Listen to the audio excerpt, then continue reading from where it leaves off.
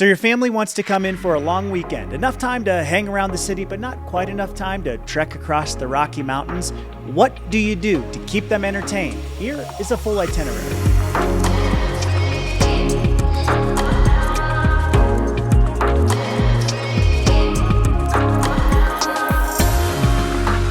Hey everybody, welcome back to the channel. I'm Ryan Harrer, Denver area homes and neighborhoods expert. I am constantly hearing this question come up in conversation. I have family in town this weekend. What should we do? There are obvious and awesome options like spending a day in River North looking at the art and hopping from brewery to brewery, or skipping Denver altogether for an epic camping, skiing, or hiking trip. But what if you have family like my wife's who visits regularly? They don't love drinking Colorado IPAs. They prefer city life with just a dose of the outdoors, and you would never catch them on a strenuous hike. This is your guide to a low-key long weekend with the family in Denver. Day one, classic Colorado. Now we're talking about a long weekend, so start with breakfast at Rosenberg's, a beloved local bagel shop with a few different locations across the Denver metro area. This is the perfect spot to get a quick bite to take on a hike or eat on a car ride. Because it's so popular, it can get super packed around breakfast time, so we order online ahead of time so I can just run in and pick everything up when it's ready. If you like lox, go for the standard. Best lox sandwich in town. And if you're in the Tennyson area, northwest Denver, Call Your Mother is a new bagel spot to Colorado and getting a ton of attention right now. For this day's big activity, try Lair o' the Bear Park. You're in Colorado, you should do something outside. Lair of the Bear could not be more perfect for this. The trailhead is about 30 minutes from downtown Denver, and it's a beautiful flat walk alongside Bear Creek. Walk along it for about 30 minutes and you can even see the Dunafin Castle. Yes, it's a full-blown castle with a moat and everything. The flat part of the trail ends at the base of a small mountain that you can explore if you have the energy for it, but beware of mountain bikers coming on and off this section. Another potential for a morning activity, Red Rocks Park and Amphitheater. If you don't know, Red Rocks is a quintessential Colorado landmark that everyone is impressed by. It's about a 30-minute drive from downtown Denver, and it is a wonderful place to see sunrises, sunsets, and of course, concerts. It's also about a 10-minute drive from Lair of the Bear, so you can hit up both in one trip if that's what you're in the mood for. There are a ton of hikes around the park as well. Some are easier than others. It's a great workout to run up and down the stairs if that's your thing. But if you're looking for something easy, follow the main road all the way up to the very top of Red Rocks, park in the lot right next to the highest entrance for the easiest way into the theater. Now, if your family is into music and doesn't mind a packed standing venue experience, Red Rocks is internationally known for providing some of the best natural acoustics of any venue in the world. This concert stage is built into these massive rocks. Now, most seats are general admission, first come, first serve, or you can buy tickets toward the front of the stage that are assigned seats, but they are a little bit more expensive. This would be so worth it if there's a band or a comedian in town your whole family enjoys. It is one of my favorite places in Colorado. Pro tip, check the weather before you go. If you are standing in the middle of Red Rocks Amphitheater in the middle of a busy show and a late night thunderstorm comes through, it's going to be tough to get out of there without getting soaking wet. Now, how about lunch? You could rest or head to a food hall. You've had quite the morning, so if your family needs a break, this might be the time for it. You can grab a quick sandwich at Marzik's, which is a local specialty food shop. The location closest to me is in Uptown. I go there all the time. I love the local sandwich, which has chicken, green chilies, spicy mayo, and avocado. Consider taking your sandwiches and a picnic blanket to City Park in the summer for an afternoon under the shade of the park's many towering trees. And if you have a little more energy and you're ready for a cocktail, take them to Avanti Food Hall in the trendy and fun Low-High or Lower Highlands neighborhood. There are a bunch of different food options, so there will be something for everyone. Make sure you head up to the second floor with your food and drinks because there's a beautiful patio with a stunning view of downtown Denver.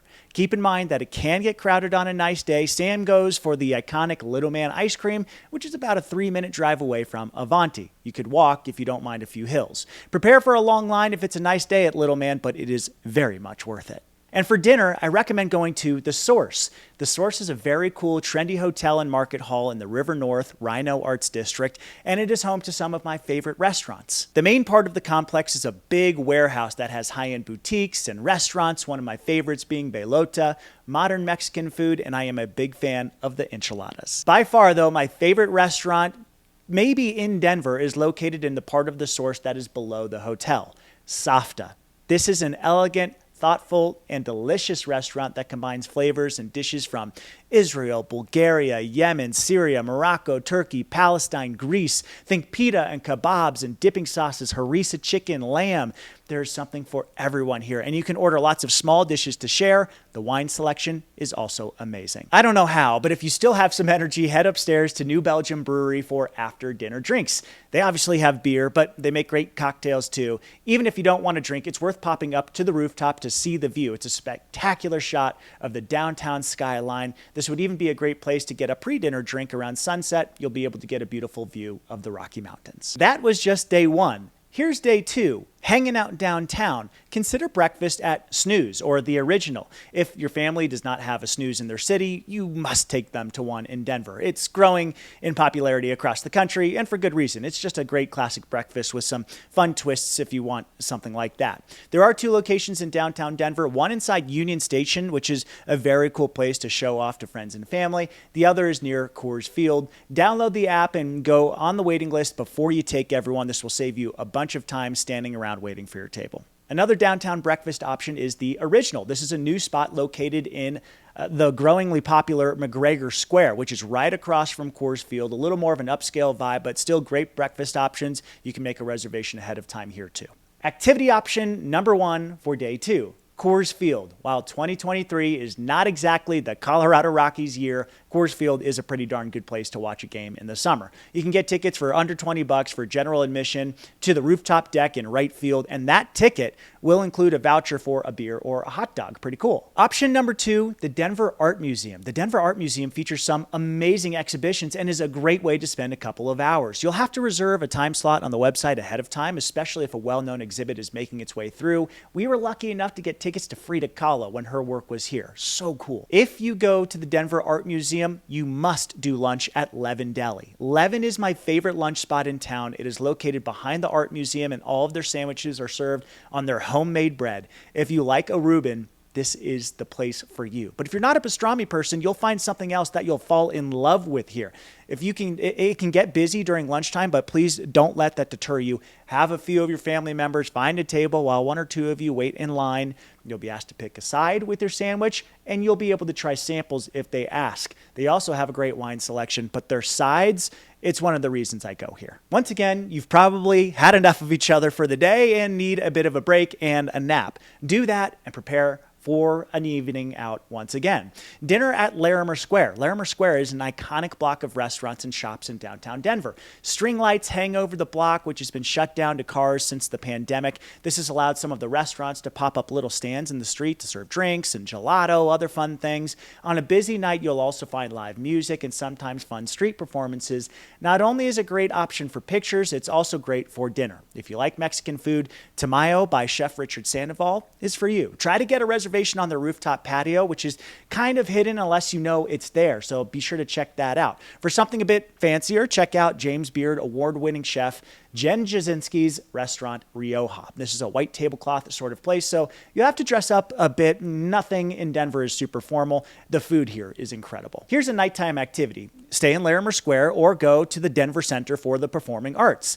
If your family loves stand-up comedy, it is a fantastic venue below Larimer Square. Keep in mind, they'll make you lock up your phones and other technology as you enter, which frankly, I love that my phone isn't buzzing in my pocket. They also have a drink minimum. Even if you're not ordering alcohol, everybody does have to pay in for a couple of drinks. The DCPA, or Denver Center for the Performing Arts, is another venue that gets some incredible shows coming through.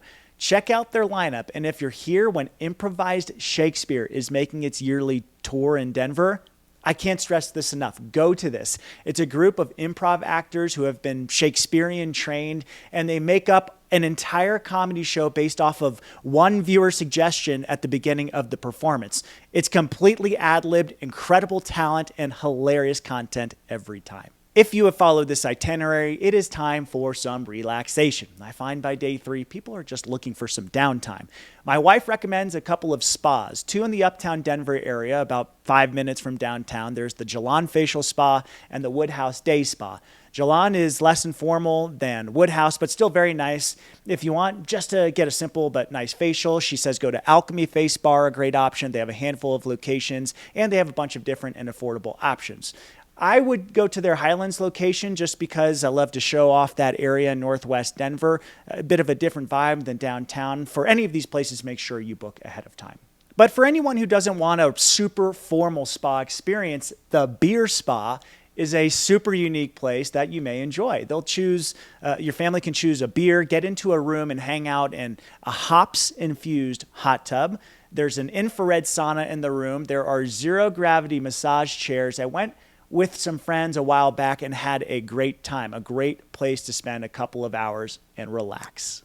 Lunch, tea at the Brown Palace. You got to do this with your family at least once. The Brown Palace is an iconic, opulent, downtown Denver hotel, which opened in 1892. The lobby is enchanting in and of itself with beautiful chandelier and mahogany and timeless decor. They have high tea service that includes pastries and tea sandwiches. It's a great experience. There are options to make reservations online that you will need to make well in advance. This is a hard experience to get into, so you may try calling, and oftentimes a person will give you more options than you would have if you just booked it online. Dress nicely for this and consider it a meal. They give you a ton of sandwiches to eat, and you can ask them for more if you want to. Midday activity, walk around Wash Park. If you feel like stretching your legs, go explore one of Denver's many beautiful parks. The green, well-kept parks in this city are one of the best parts about living here. I like taking family to Wash Park, Washington Park, because the terrain is flat and you walk by some beautiful homes. Cheeseman Park is another favorite, but keep in mind there are a few inclines. Dinner, something nice. Your last dinner with your family in town should be a good one, and two of my favorite high-end restaurants are Quality Italian and Tavernetta. I have Italian on the brain, lots of great options for higher-end restaurants, but these are just two. Quality Italian is in the ritzy Cherry Creek North neighborhood, which is home to lots of fancy shops and galleries and eateries. I love Quality Italian because it's another safe bet. Everyone's going to like something here. Their lasagna's to die for, and oddly enough, my wife loves the margarita. She says it's her favorite in the city. Parking can be annoying in Cherry Creek, but there's a valet right in front of the restaurant and other restaurants there. And as of June 2023, the restaurant will pay for your valet.